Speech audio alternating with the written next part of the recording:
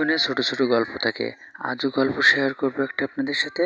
পাশাপাশি জানিয়ে দেবো আমার এই কল বসাইতে এবং গোড়া পাকা করতে মোট কত টাকা খরচ হলো।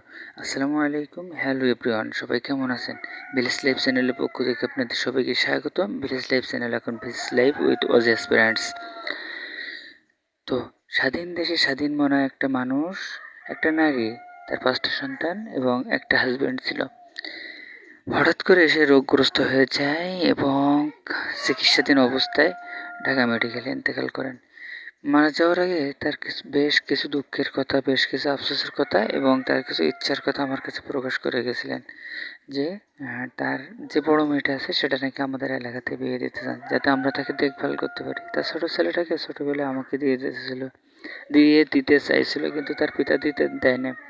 সেই মহিলাটা মারা যাওয়ার পরে সেই মানুষটা 1 মাস ভালো ছিল। 1 মাস পরে যে সে বিয়ের জন্য আবারও উন্মাদ হয়ে গেল, বিয়ে তাকে করতেই হবে।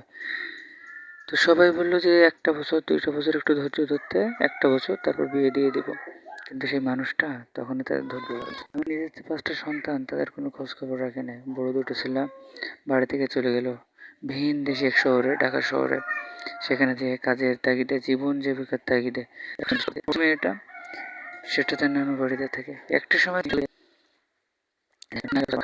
এমনকি তার যে খালুর বাড়িতে থাকতো সে করবে এতিম বাচ্চা না পারে তাদেরকে ফেলাইতে।